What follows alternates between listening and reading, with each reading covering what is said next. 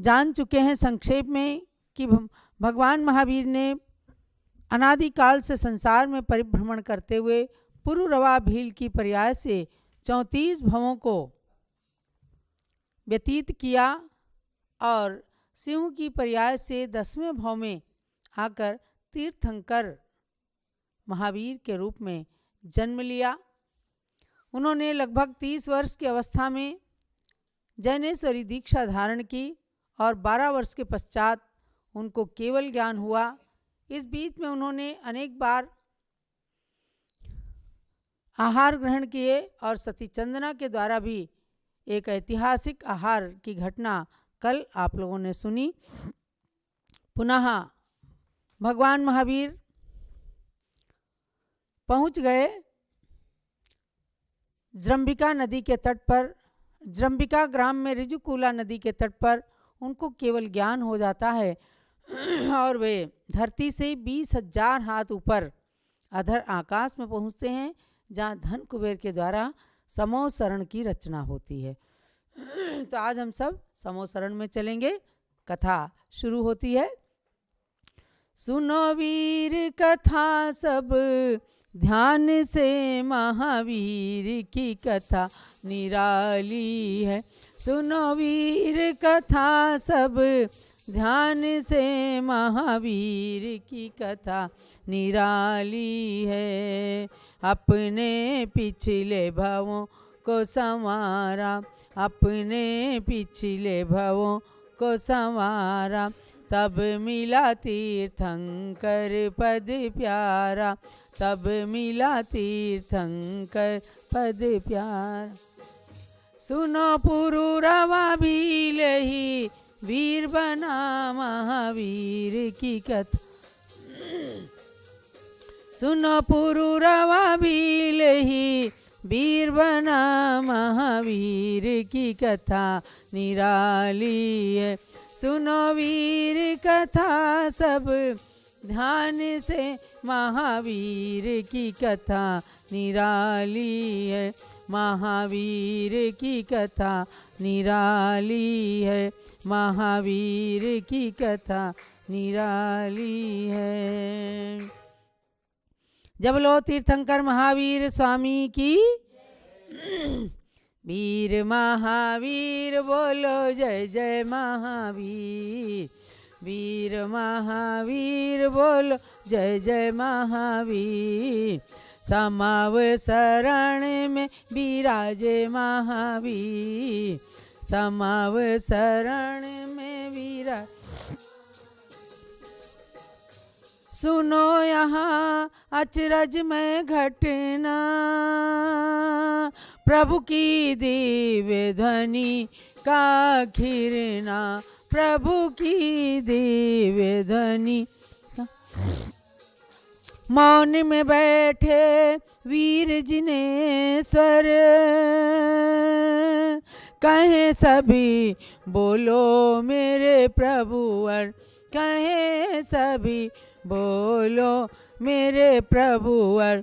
बोल रहे सब जय जय वीर, बोल रहे सब जय जय वीर। बोलो वीर महावीर बोलो, वीर महावीर बोलो जय जय महावीर।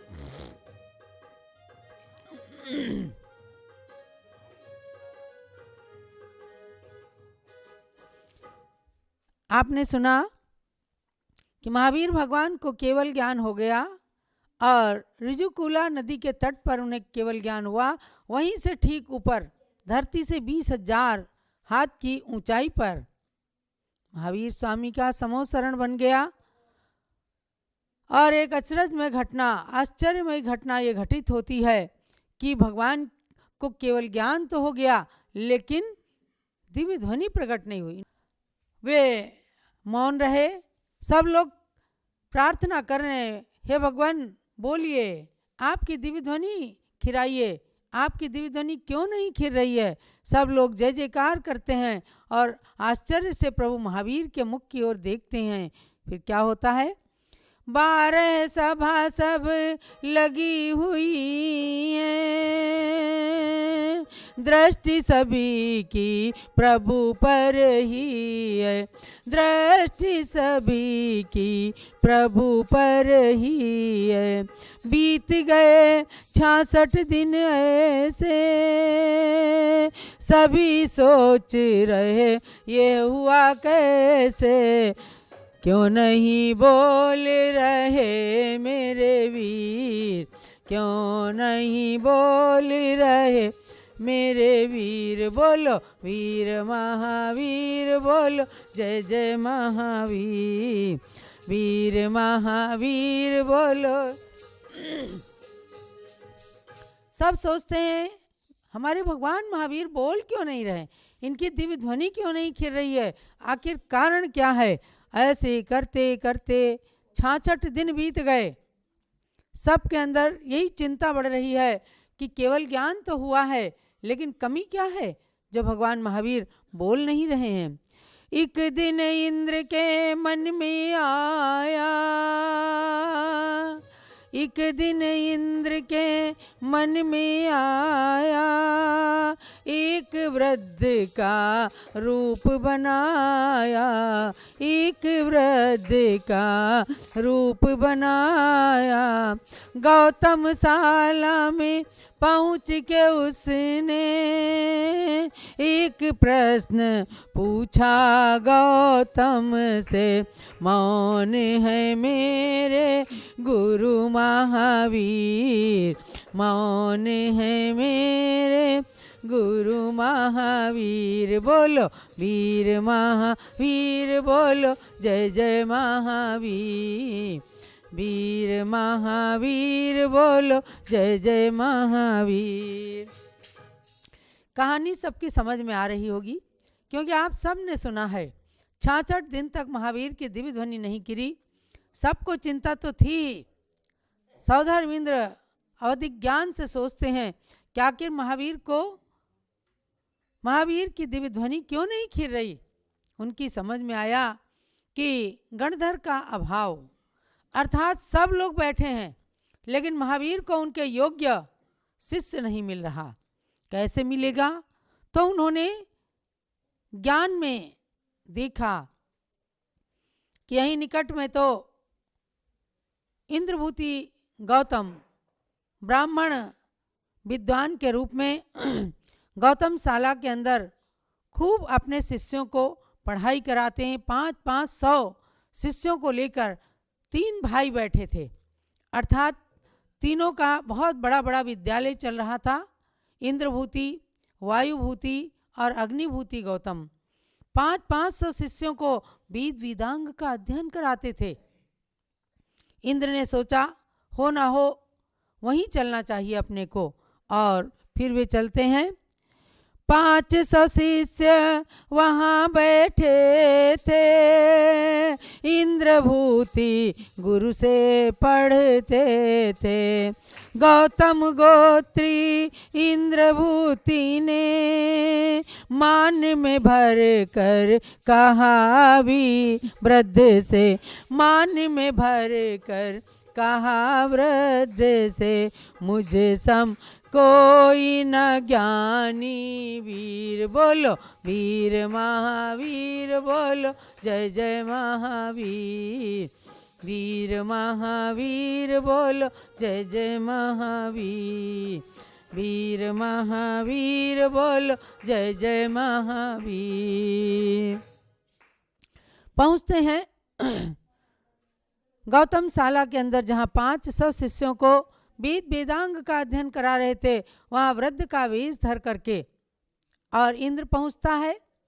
वहाँ कहता है कि हे इंद्रभूति ब्राह्मण गौतम, मेरे गुरु महावीर मौन है, मैं आपसे कुछ प्रश्न पूछना चाहता हूँ। भाई क्या प्रश्न?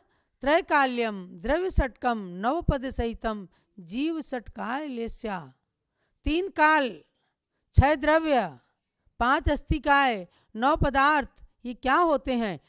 मेरे गुरु ने बताया था लेकिन वे मौन हैं और मैं भूल गया उन प्रश्नों का उत्तर, इसलिए आपसे पूछने आया हूँ। तो वो अपने को बहुत ज्ञानी मानता था, यानी उस समय धरती पर उसके समान कोई ज्ञानी नहीं था, वेद वेदांग का वो ज्ञाता था।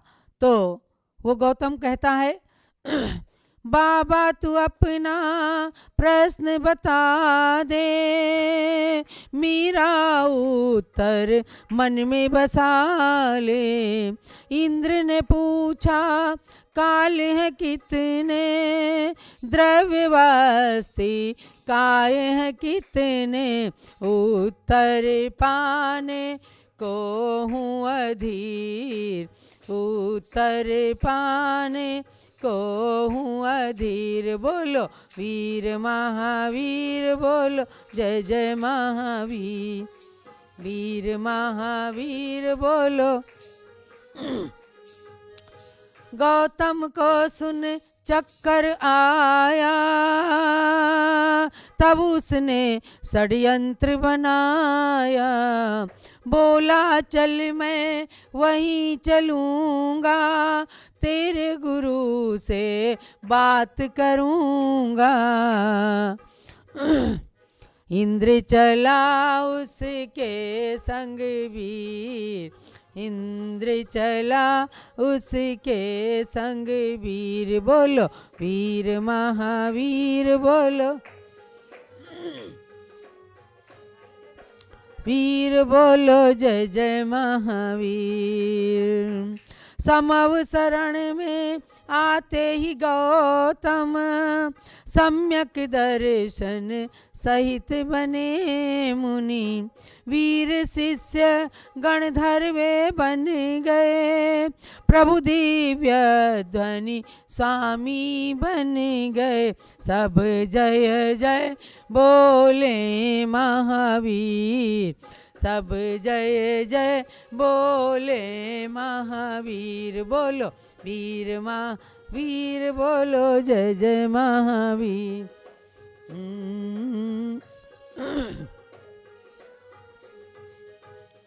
बोलो महावीर भगवान की जय। बंधुओं, मैंने बहुत संक्षेप में ये वर्णन लिखा है।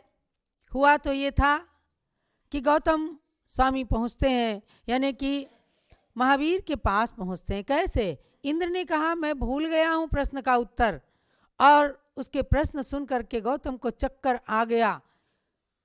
अपने अज्ञानता को छिपाने के लिए गौतम कहते हैं मैं तेरे से क्या बात करूं, तेरे गुरु से ही शास्त्रार्थ करूंगा, चल मेरे साथ। इंद्र तो चाहते यही थे कि किसी तरह ये हमारे गुरु महावीर के पास चले। दोनों चलते हैं, और जैसे ही वह गौतम विपुलाचल पर्वत के निकट पहुंचते हैं, समोस शरण में मानस स्तंभ को देखकर एकदम मान गलित हो जाता है। कहाँ तो उनको कितना अहंकार था, मेरे समान विद्वान कोई इस धरती पर नहीं है, और कहाँ महावीर के चरण में भी अभी नहीं पहुँचे, केवल मानस स्तंभ को देखा, मान गलित हो गया। अरे कहाँ महावीर और कहाँ मैं, मेरी मिथ्या भ्रांति थी कि मैं बहुत ज्ञानी हूँ। यानी उनका मान गलित होते ही एकदम सम्यक दर्शन होता है, और समोस शरण में पहुंचकर एकदम तुरंत ही अपने वस्त्र उतार देते हैं और कहते हैं महावीर तुम ही तो जो कुछ हो सब कुछ हो, संसार में सर्वज्ञ तो तुम ही हो। मैंने अपना सब कुछ आपके चरणों में समर्पित कर दिया। यानी पूर्ण सम्यक दृष्टि बन गए, और सम्यक दृष्टि बनते ही मुनि का बाना पहन लिया, अर्थात दिगंबर मुनिराज बन गए, और 4 ज्ञानधारी गणधर का पद उन्हें प्राप्त हो गया। बोलो कितना पुण्य उनका था। जब लोग गौतम गणधर स्वामी की, वह दिन कौन सा था? यह श्रावण कृष्णा एकम तिथि, राजग्रही का विपुलाचल गिर, राजग्रही का विपुलाचल गिरी। धन्य धन्य हो गया जगत में, वीर की प्रथम देशना बल से, आज भी वहाँ लगती है भीड़, आज भी वहाँ लगती है भीड़। बोलो वीर महावीर, बोलो जय जय महावीर, वीर महावीर बोलो जय जय महावीर। विपुलाचल पर्वत पर आज भी भगवान महावीर का समोसरण बना है। चतुर्मुखी प्रतिमाएं वहाँ विराजमान हैं और वहाँ जब पहुँचते हैं तो हर दर्शक, हर भक्त का मान गलित हो जाता है, उसे सम्यक दर्शन की प्राप्ति हो जाती है। ये समोसरण भगवान महावीर के 25वें निर्वाण महोत्सव के समय सन 1974-75 में तीर्थ क्षेत्र कमेटी के द्वारा राजगृही के विपुलाचल पर्वत पर निर्मित किया गया और 2500 साल के इतिहास को साकार किया गया। आज भी वही राजगृही नगरी है और वहाँ पंच पहाड़ी हैं जिसके विपुलाचल पर्वत पर भगवान के समोसरण की यादें मौजूद हैं। हम लोगों ने भी सन 2003 और 4 में कुंडलपुर जन्मभूमि, भगवान महावीर की जन्मभूमि में रह करके 22 बार हम 22 महीने वहाँ रहे और हर महीने पूज्य गणिनी ज्ञानमती माता जी राजगृही जाती थीं, पावापुरी जाती थीं। हमने 22 बार राजगृही की वंदना की, हमने 22 बार पावापुरी क्षेत्र की वंदना की और वहाँ जा कर के कितना शुद्धता आत्मा में आती थी, पवित्रता आती थी। हमने वहाँ कई बार प्रतिक्रमण किया, हमने वहाँ कई बार चैत्य भक्ति पढ़ी जहाँ साक्षात गौतम स्वामी ने चैत्य भक्ति को पढ़ा था, द्वादशांग को निबद्ध किया था।